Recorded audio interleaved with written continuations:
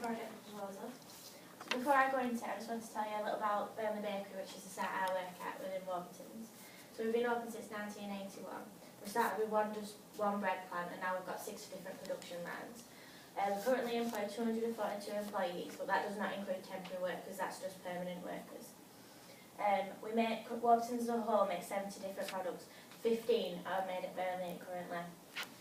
So last month at Burnley we made 20 million individual products, which is going to link into my first project proposal.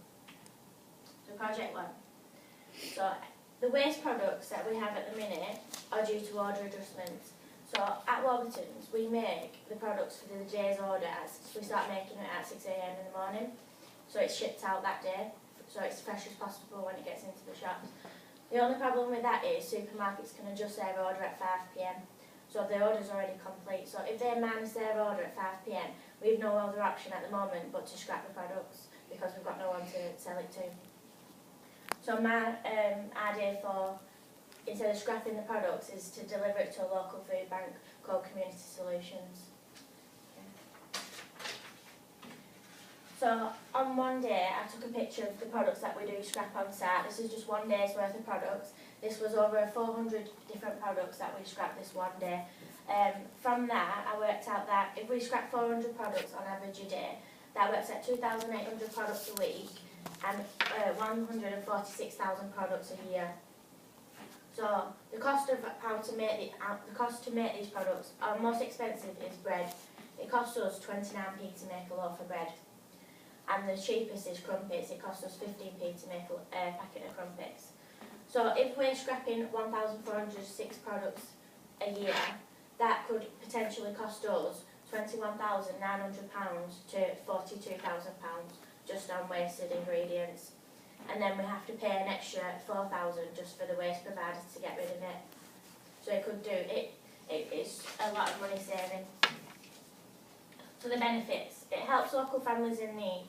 So I read an article from the Burnley Express that they deliver 200 food parcels to families in the UK, and it's doubled since 2012.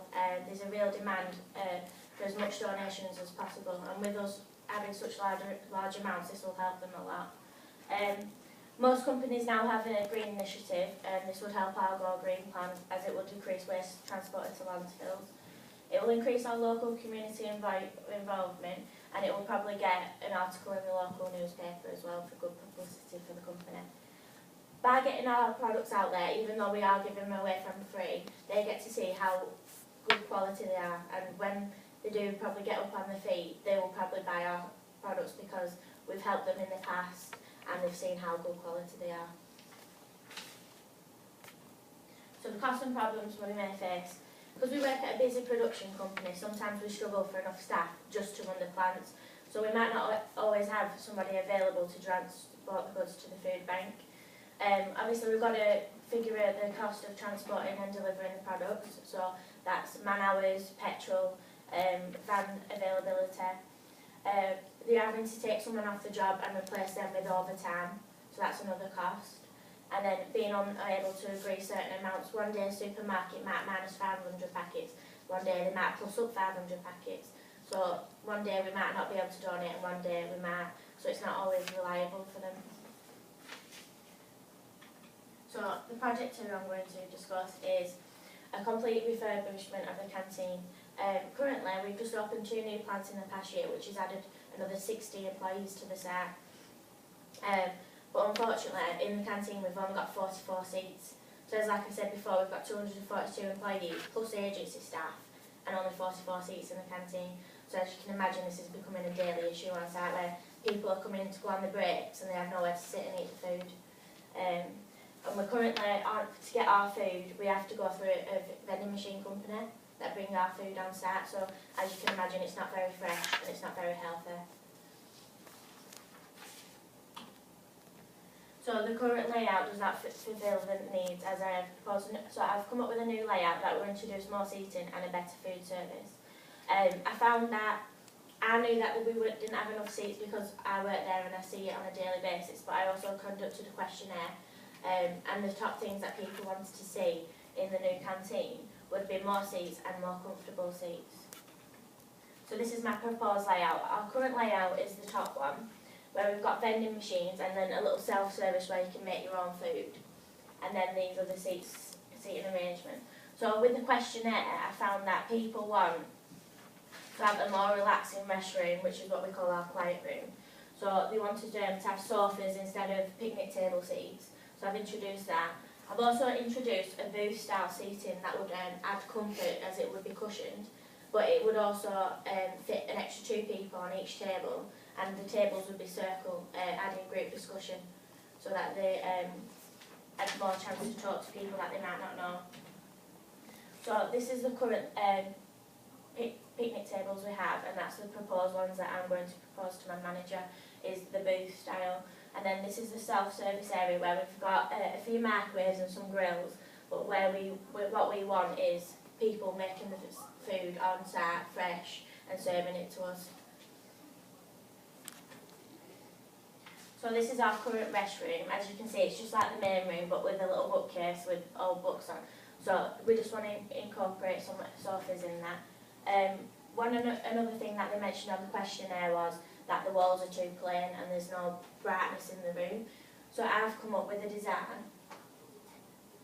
And this is a quick little drawing I did where it shows Britain on the map, all Warburton's locations, and then from Burnley's location it shows a van going to a Welcome to Burnley Bakery site. As the canteen is currently a walkway for visitors, I think this will be an attraction. It says to him, welcome. It's a good visual aspect as well. So the benefits. It would introduce a healthier and fresher food. People are always complaining currently about the canteen facilities and the fact that they don't have a variety of products to choose from on the breaks. It expands the choices available because we'll be able to ask the people making the food what we want, rather than just having the vending machine company bring in whatever they decide. It gives employees control.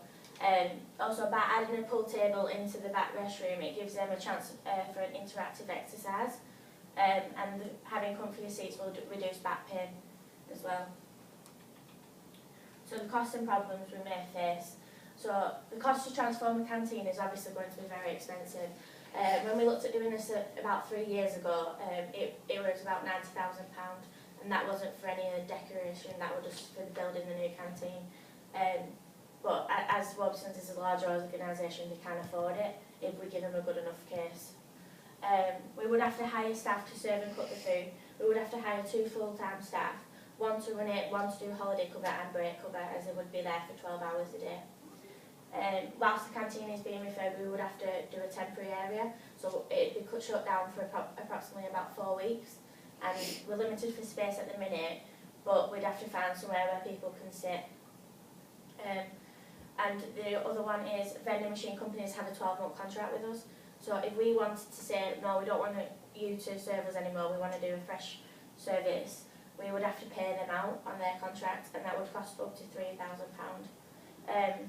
So it's not a quick plan, and preparing and planning is going to take quite a few months to do. So the chosen project I've chosen is the canteen refurbishment. The reason for this is because Warburton's as an organisation do a lot of work with charities already. We donate to Cancer Research UK, we do Red Nose Day, Macmillan Cancer Support. Recently we've just donated £300,000 to Cancer Research, as one of the Warburton's families just been diagnosed with cancer. And they have asked all sites to match this, and we need to raise that much in the next 3 years. So I think as a business, the company needs canteen refurbishment more, as we're getting more employees on site every year and not enough seats to fill them in the canteen.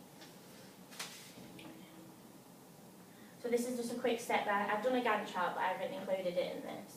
I just wanted to do a bit more simpler one. These are the steps that I would take to complete the project. I've already completed a questionnaire to get employees to bring forward their ideas on design and food service.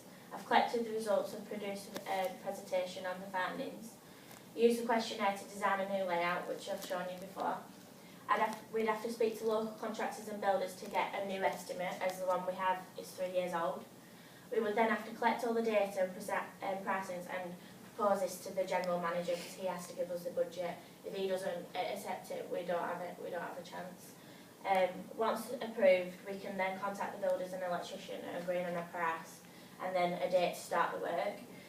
We'd have to create a temporary canteen whilst refurbishment is being done and supervise the complete refurbishment. So, some problems we might face. As contractors and builders know about Warburtons, they think that because we're such a large organisation that we can afford it, so they might try and overprice us.